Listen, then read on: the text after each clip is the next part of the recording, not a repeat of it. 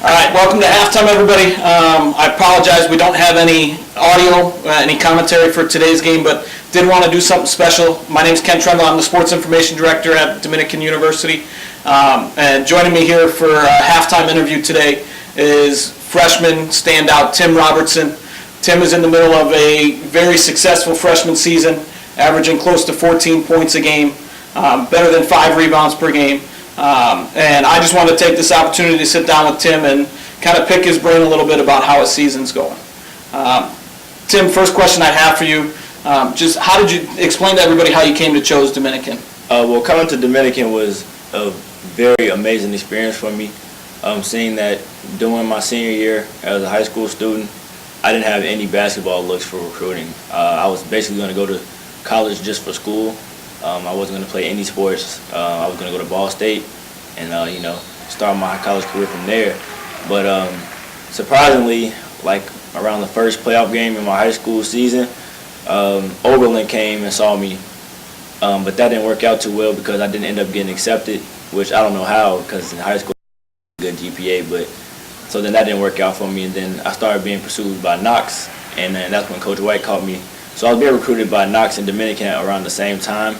And I took a visit to Knox, and it was a nice school, and, it was really good academically, but I didn't like the location as far as, it wasn't really anything to do around there. And Dominican just fit right because it's close to home, only 35 minutes away, so I can, go back and forth whenever I please. It's in the city, so if I wanted to, go out one night, I can have fun with fellow friends who's still here in the city that didn't go away for college as well. And then Coach White just persuaded me to come with his enthusiasm of how bad he wanted me and how he thought I could help the team, and he was right. Yeah, obviously, like I said, so right now you're averaging close to 14 points per game on the year. But it seems like something since January 1st kind of clicked with you. We came back after the start of the year, the calendar flipped to 2015. Since then, right now you're averaging 17.6 points per and 6.5 rebounds per game while shooting better than 46% from the field over the last 9 games. Again, that's all coming since the start of 2015. What change in your game have you made that's helped you to elevate? It seems like Quinn Pecora, the team's second or third leading scorer at any given point during the year, and Josh Mayberry, Quinn's been in and out of the lineup with some injuries. Josh at times has struggled. He still leads the team in scoring on the year, better than 14 points a game, but it seems like in a time where the two of them have been kind of up and down and in and out, you've stepped up and you've been the most consistent scorer over the last 9 games. What's changed? Well, when we came back from North Carolina, the team had a meeting, and in the meeting, we all sat down with each other, all 15 guys, and Coach White wasn't in the room, no coaches were in the room, and we just wanted to figure out what we can do to try to make this season a success.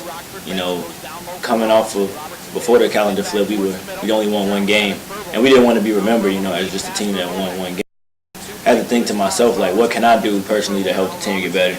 And I just thought, I need to be more aggressive. My teammates were fully behind me as far as they knew I can score. They knew that they can go to me whenever. So they just said, you need to just turn it up a notch. And I thought about when I was in high school, I played a little more aggressive, a little more, enthusiasm and just a little more fire to my game. So I thought if I could translate that from high school to now, then that I could become a better scorer and help the team win a little more. And that first game, and then Concordia game when I scored 31, the team just was fully behind me. They started calling plays for me more often, and they just know my game. They know I can shoot mid range. They don't have to shoot this 3 or anything. They just put me in a position to score.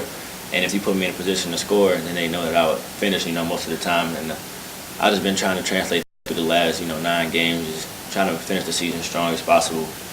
Okay, I know you talked a little bit about, a team meeting that you guys had about mid-year.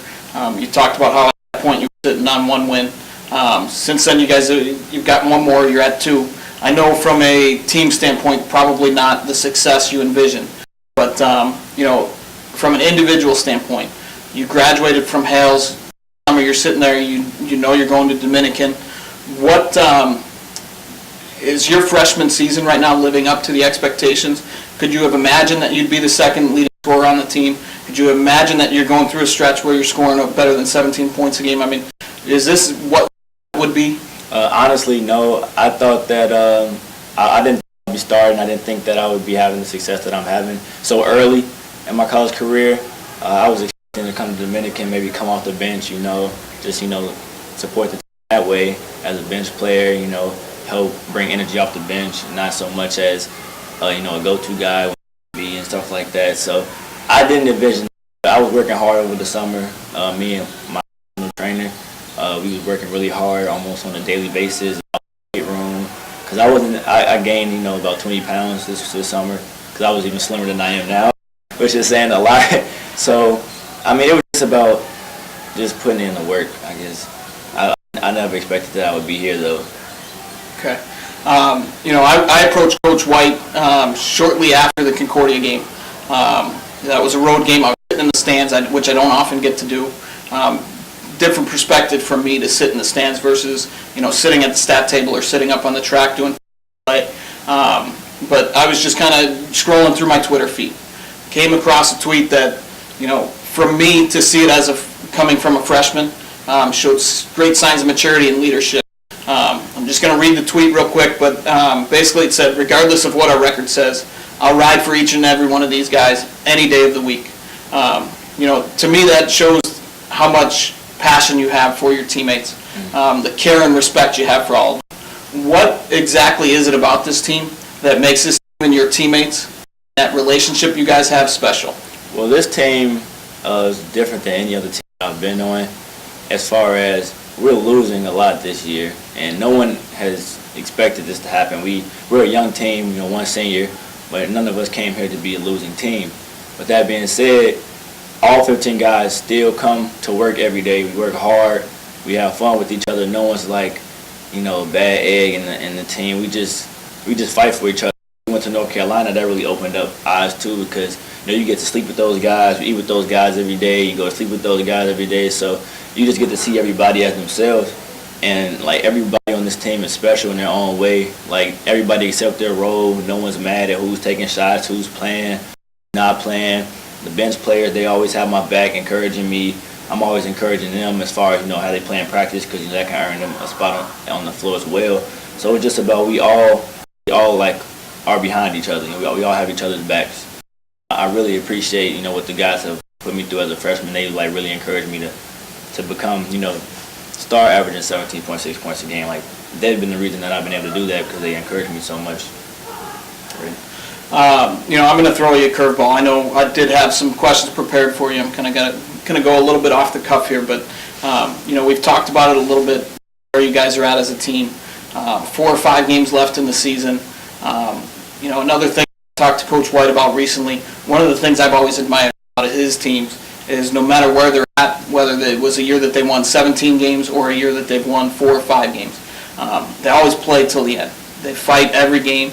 That was evident in the last game. You guys are playing Rockford, last 5 or 6 games of the year. You're down 15 at home with 12 minutes to go. But yet you guys fought. You fought all the way back, took a 2-point lead with 22 seconds left. I mean, what is it that keeps you guys focused at this point of the year and keeps you guys hungry and wanting to play in a situation where most teams that I've probably been around and seen would give up at a point like that? Right, well, this team, we're very determined. Like, we don't let anything sway our path. I mean, yes, our record-wise, we might not look like that, but we come to work every day. We practice hard every day, regardless of the aches and pains that we feel. We're just ready to battle. And we're a young team, so, we're not going to let this, we're 2-19. We're just not going to let the season fall. We want to win the rest of the games and try to translate this motivation and this momentum next season and season to come, because we're not going to be the same team, the year after this and the year after that. We're going to get better and better. And in order to do that, you can't keep giving up. You got to keep working hard. And Coach White always encourages us to keep working hard, because he always, tells us he's so proud of us, how we work hard. We come to work every day. I mean, we're not going to give up. So now start looking at next year. I know we just talked about how you guys are going to play all the way till the end and you're determined. How do you your freshman season? What aspect of your game are you going to look to improve to be even better as a sophomore next year? Well, first thing I want to do, I got to get stronger some more, so I got to hit the weight room hard again. Since I'm playing at 4, I realized from playing with Wisconsin Luther and Luby, he's a really big guy, and he's a strong kid, so have to be able to battle with those guys a little better. I feel like I can, rebound a little better. Probably get up to 8 next year. I got to work on my three-point shot. See, I don't take many. I don't take 4 this year. And I think that I can stretch a little more, and I can help our post players like, Ferb and Rebate. That can open up some more plays for them instead of me driving every time and shooting mid-range. And also I have to work on my ball handling and defense. Ball handling more so that when I do move to the 3, say if coach goes big and he wants to play, Rasim and Ferb or Rich and Ferb together, and I can, be on the wing, and that can help the team as well, because we'll be bigger a lineup as well, and then that way, that can spread the floor for them as well. And then defense-wise, need to be able to guard the post a little better, but that goes with, getting in the weight room too. Sure. Okay, question I like to ask athletes. I know it pertains probably more to a baseball player. That's where you hear about it the most, but is there any superstition that you have on game days? Anything that you have to do? Anything that, maybe a food that you have to eat? Anything superstitious about you when it comes to getting ready for a game? Before a game, I usually listen to the same playlist. Like I get a playlist for the year of songs, and I never change the playlist. I never add songs, never delete songs. And then I usually wear like the same attire. Like I think only one game I did wear like a headband and leg sleeves was because in North Carolina they didn't wash our stuff. But I try to keep the same things on because I just feel like empowered. When I have all that stuff on, especially if I just came off a good game. I just feel like if I keep everything the same as far as my playlist and what I wear, then that should be fine. I'll be all right.